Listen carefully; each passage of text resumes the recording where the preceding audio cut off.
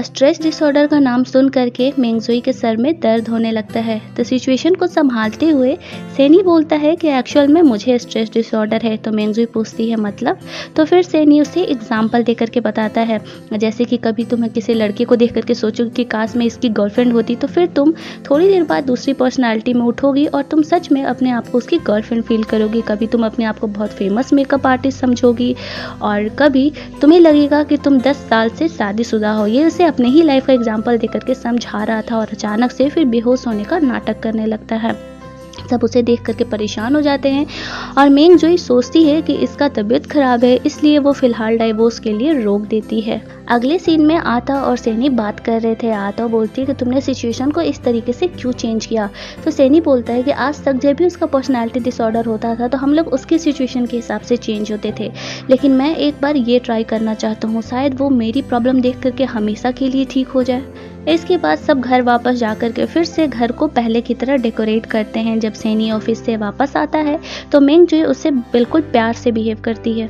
अगले दिन शाम में मेंगजुई जो है सेनी का ऑफिस उसे रिसीव करने के लिए जाती है। सेनी उससे काफ़ी चीज़ी लाइंस बोल रहा था, वो बार बार उसे अपना प्यार याद दिलाने की कोशिश कर रहा था। वो मेंगजुई से बोलता है कि देखो हमारे तो हाथ के लाइंस भी मैच होते हैं, ये सबके साथ ऐसा नहीं होता है। मेंगजुई कहती है कि इस लाइन के भरोसे हम लोग पूरी ज़िंदगी तो नहीं बिता सकते ना, 10 साल बाद अगर तुम्हारा प्यार मेरे लिए ख़त्म हो गया तो क्या करेंगे हम लोग। तो सेनी फिर एक मस्त काम करता है, वो एक मार्कर लेता है और अपने हाथ के लाइन से उस पर स्केच करना स्टार्ट करता है। इसके बाद मेंगजुई के हाथ से होते हुए, टेबल से होते हुए, नीचे फ्लोर से होते हुए, दीवार तक, जहाँ तक उसका हाथ जा रहा था वहाँ तक वो लाइन खींचता है और फिर इसके बाद मेंगजुई को समझाता है कि जहाँ तक पॉसिबल होगा, जहाँ तक मेरी पहुँच होगी, मैं तुमसे प्यार करूँगा और ये पहुँच मेरी पूरी ज़िंदगी के लिए होगी। मेंगजुई इस बात से थोड़ा बहुत इम्प्रेस तो हो ही जाती है। अगले दिन दोनों साथ में ऑफिस जाते हैं तो वहाँ पर वेडिंग प्लानर आया होता है। सबको लग रहा होता है कि ये फिर आ गया, मेंगजुई पर क्या असर पड़ेगा, लेकिन एक्चुअल में मेंगजुई ने ही उसे बुलाया होता है। वो बोलती है कि हम लोग उसी डेट पर शादी करेंगे जो हमारा फिक्स था। मैं फिर से तुम्हारे साथ शादी करना चाहती हूँ। हमारे शादी को 10 साल हो गए ना और हमने उस समय अच्छे से शादी नहीं किया था, बहुत बड़ा सा पार्टी वगैरह नहीं दिया था। इस बार मैं फिर से तुम्हारे साथ शादी करना चाहती हूँ। और वो सेनी से पूछती है कि मैं तुम्हारी सारी विश पूरी करने की कोशिश करूँगी, अगर तुम्हें कुछ और चाहिए तो तुम वो भी बोल सकते हो। तो सेनी बोलता है कि मुझे हनीमून पर जाना है। तो मेंगजुई को गुस्सा तो आ रहा था लेकिन वो कंट्रोल करती है और बोलती है कि हम लोग सारे ग्रुप हनीमून पर जाएंगे। अगले सीन में आताओ और जियांग दोनों बाहर टहल रहे थे, तभी वहाँ पर आताओ का एक कलीग आता है और वो उसे प्रपोज करता है। आताओ बोलती है कि मैंने कहा था ना कि मेरा बॉयफ्रेंड है। तो उसका कलीग उसे कमेंट करता है जियांग को देख करके कि तुम इसे अपना बॉयफ्रेंड बना करके रखी हो, इससे तो मैं 10 गुना अच्छा हूँ, कहीं तुम इसे अपने बुक के लिए यूज तो नहीं कर रही हो ना। तो ये सब बात सुन करके लो कॉन्फिडेंस होने की वजह से जियांग वहाँ से गुस्सा करके चले जाता है। अगले दिन इन लोगों का सारा ग्रुप 5 स्टार होटल में घूमने के लिए बाहर जाता है और वहाँ पर वायली ने जानबूझ करके ऐसा सेटिंग किया था कि सुयन उसके साथ नाइट स्टे करे। सारे अपने अपने रूम में जाते हैं। वायली तो सपने सजा रही थी, लेकिन तभी वहाँ पर सुयन आता है और बोलता है मुझे ऐसा क्यों फील हो रहा है कि ये सब कुछ तुम्हारा सेटिंग है, हम लोग तो यहाँ पर सेनी और मेंगजुई के लिए आए थे ना। तो वायली को थोड़ा सा बुरा लगता है और बोलती है कि ठीक है, अगर तुम्हें मेरे साथ नहीं रहना तो मैं जा रही हूँ। इसके बाद वो आताओ के पास निकल जाती है। इधर आताओ से जियांग भी गुस्सा था, तो आताओ उसे समझाने की कोशिश करती है कि ऐसा कुछ नहीं है, मैं सच में तुमसे प्यार करती हूँ, लेकिन वो समझ ही नहीं रहा था। तभी वहाँ पर वायली आती है और बोलती है कि तुम्हें सुयान बुला रहा है। तो जियांग फिर चले जाता है। मेंगजुई जब अपना स्किन केयर करके अपने रूम में आती है तो देखती है कि सेनी एकदम मस्त स्टाइल में बेड पर वाइन लेकर के लेटा हुआ है। वो उसे बोलती है कि ये क्या कर रहे हो। तो सेनी बोलता है कि हमारी शादी को 10 साल हो गए हैं ना, तो अपने लाइफ में स्पार्क लाने की कोशिश कर रहा हूँ। वो मेंगजुई से फ्लर्ट करने की कोशिश करता है तो मेंगजुई से धक्का दे देती है और वाइन जो होता है ब्लैंकेट पर गिर जाता है। इधर सुयान को भी एहसास हो रहा होता है कि उसने वायली के साथ कुछ ज़्यादा ही हार्शली बिहेव कर दिया। तो फिर वो वायली को लेने के लिए जाता है। वो उसे अपने रूम में लेकर के आता है और बोलता है कि मुझे नहीं लगता है कि मैं तुम्हारे लिए सही हूँ, मैंने अपने लाइफ में बहुत सारी गलतियाँ की हैं और उसकी रिस्पॉन्सिबिलिटी भी नहीं ली है। वायली बोलती है कि तुम मेरे लिए परफेक्ट हो। फाइनली दोनों एक दूसरे को किस करते हैं और दोनों रिलेशनशिप में आ जाते हैं। और इधर आताओ भी फाइनली जियांग को मना ही लेती है और बेचारा जो मेन हनीमून कपल था वो रोमांस करने की बजाय बैठ करके बेडशीट धुल रहा था। अगले दिन सब लोग बार में बैठे हुए थे, तभी वहाँ पर कुछ गुंडे आते हैं और सबको परेशान करने लगते हैं। गलती से एक वाइन का बोतल वो लोग लड़कियों पर फेंकते हैं, तो फाइनली सेनी जो है मेंगजोई को सेव कर लेता है, लेकिन उसके हाथ में चोट लग जाता है और ये देख करके मेंगजोई को काफ़ी अफसोस हो रहा होता है। अगले दिन जब सेनी जगता है तो मेंगजोई उससे सच में दिल से अच्छे से बिहेव कर रही थी। वो उसे अपने प्यार को याद दिलाने के लिए उन सारे पुराने प्लेसेस पे लेकर के जाता है जहाँ पर वो लोग डेट करने के लिए जाते थे, लेकिन फिर भी मेंगजोई पर कुछ असर नहीं हो रहा था। तो फिर सेनी सोयान और आताओ से डिस्कस करने के लिए जाता है। वो लोग यही डिस्कस करते हैं कि जब तक मेंगजोई के दाग का ऑपरेशन नहीं होगा तब तक उसकी पर्सनालिटी डिसऑर्डर वाली प्रॉब्लम सॉल्व नहीं होगी। ऑफिस जाने के बाद सेनी उस स्पेशल डॉक्टर का बुकिंग करने का कोशिश करता है, लेकिन बहुत लंबा वेटिंग था, मिनिमम 7 साल का वेटिंग था। बेचारा सैड हो जाता है, लेकिन घर जाने के बाद उसे फाइनली एक बुकिंग कंफर्म होने का मैसेज आता है। सेनी जब उस नंबर पर बात करता है तो पता चलता है कि एक्चुअल में जो डॉक्टर से ऑपरेशन होने वाला है उसकी टीम जो है सोयान के साथ वर्क करने के लिए काफ़ी टाइम से कोशिश कर रही है, लेकिन वो हमेशा मना कर दिया करता है। लेकिन फाइनली इस बार सोयान 5 साल के कॉन्ट्रैक्ट के लिए रेडी हो गया है, इसलिए वो डॉक्टर मेंगजोई का ऑपरेशन करने के लिए तैयार हुए हैं। इस ऑपरेशन के लिए सोयान को 5 साल के लिए काम करने के लिए यूएसए जाना पड़ेगा।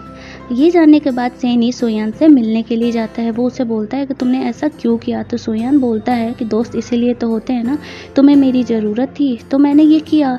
सेनी फाइनली उससे अपने सारे प्रॉब्लम्स हटा करके उसे हक करता है और दोनों अच्छे दोस्त बन जाते हैं फिर से। अगले दिन सेनी वो अपॉइंटमेंट लेटर मेंगजोई को देता है तो मेंगजोई भी खुश हो जाती है, लेकिन उसे इस ऑपरेशन के लिए मिनिमम 6 महीना बाहर रहना पड़ेगा। तो ये सुनकर के सेनी थोड़ा सा सैड हो जाता है। नेक्स्ट डे मेंगजोई को निकलना था बाहर के लिए और इधर सेनी मीटिंग में था, तभी उसे मैसेज आता है कि मेंगजोई एयरपोर्ट पर तो पहुंची ही नहीं है। वो उसे ढूंढते हुए जाता है तो वो देखता है कि वो फॉरेन के लिए निकली नहीं और एक जगह बैठी हुई है। तो वो मेंगजोई से पूछता है कि आखिर तुमने ऐसा क्यों किया, इतना मुश्किल से ये अपॉर्चुनिटी तुम्हें मिला था।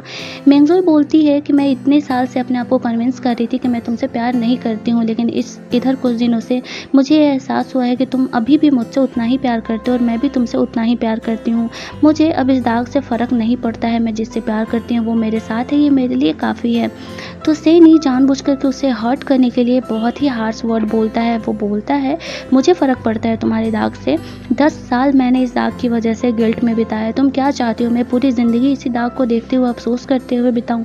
अगर तुमने फाइनली डिसाइड कर ही लिया है कि तुम्हें ये दाग का ऑपरेशन नहीं कराना है तो मुझे तुमसे अलग होना है। मैं हर रोज़ वही फेस अपनी गलती का देखते हुए नहीं जगना चाहता हूँ, मुझे तुमसे डाइवोर्स चाहिए। इसके बाद सेनी आताओ से मिलने के लिए जाता है। आताओ पूछती है कि तुम सच में उसे डाइवोर्स दे दोगे? तो सेनी बोलता है उसे भी तो शुरुआत से यही चाहिए था ना, मैं हार गया, मुझे लगा कि ऐसा करने से शायद वो हमेशा के लिए ठीक हो जाएगी, लेकिन बिल्कुल भी ऐसा नहीं हुआ। इनफैक्ट उसने तो अपनी लाइफ की इतनी बड़ी अपॉर्चुनिटी खो दी। सेनी अपने ऑफिस में ही सो जाता है। ऑफिस वाले लोग उसकी ये हालत देख करके काफ़ी ज़्यादा उन्हें भी टेंशन हो रहा था। वो लोग फाइनली डिसाइड करते हैं कि वो लोग सेनी और मेंगजोई का पैचअप करेंगे। वो लोग मेंगजोई को बुलाते हैं मैसेज करके। मेंगजोई आती है तो वो लोग जो एक S2 थी सेक्रेटरी कुछ एपिसोड्स पहले, उससे भी बुलाते हैं। वो आ करके मेंगजोई को बोलती है कि सेनी तुमसे सच में बहुत ज़्यादा प्यार करता है, वो सिर्फ मेरे साथ गिल्ट की वजह से जुड़ा हुआ था। गिल्ट और प्यार कभी भी एक फीलिंग नहीं हो सकते हैं। तुम्हें पता है उसने मुझसे क्या कहा था? मैं तुम्हें अपने प्यार के अलावा हर चीज़ दे सकता हूँ, लेकिन मैं सिर्फ मेंगजोई से प्यार करता हूँ। सारे ऑफिस वाले भी उसे काफ़ी कुछ बातें बताते हैं, जिसके बाद मेंगजोई को फाइनली एहसास होता है और वो सेनी से मिलने के लिए अपने उस फेवरेट प्लेस पर जाती है। काफ़ी वेट करने के बाद भी सेनी नहीं आता है।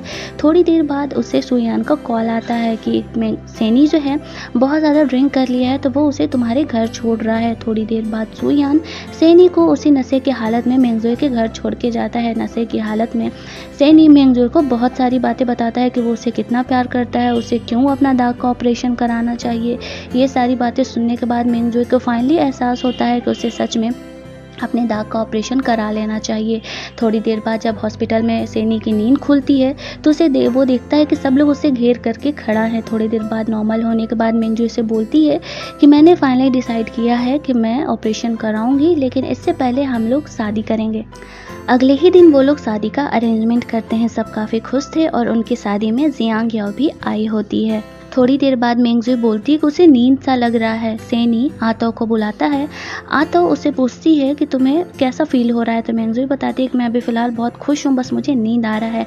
आतो सेनी की बोलती है कि अब वो फाइनली चेंज होने वाली है, एक बार ये सो करके जगेगी तो शायद इसका पर्सनालिटी डिसऑर्डर वाला प्रॉब्लम सॉल्व हो गया होगा, क्योंकि जो उसे चाहिए फाइनली वो उसे मिल रहा है और वो अपने लाइफ में काफ़ी खुश है। वो लोग शादी के प्रोसेस को और फास्ट कर देते हैं, जल्दी जल्दी वो लोग सारा फ़ोटो क्लिक वगैरह कराते हैं।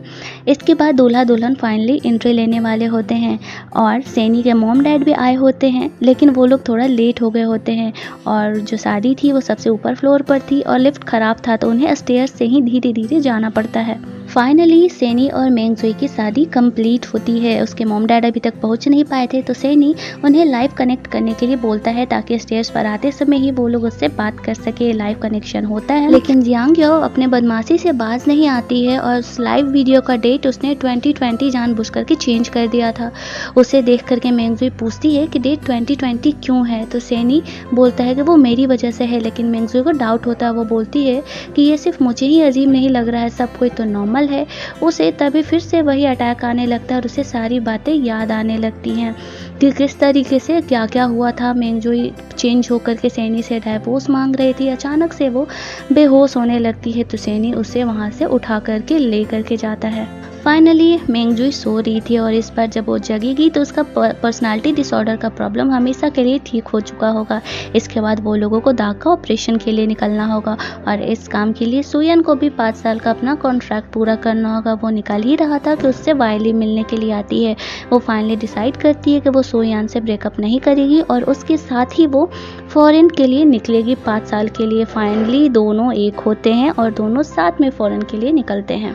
ड्रामा में कुछ टाइम का गैप आता है, सब कुछ चेंज हो चुका था। जियांग अब आताओ का सेक्रेटरी था और वो पहले की तरह डरा सहमा रहने वाला लड़का नहीं था।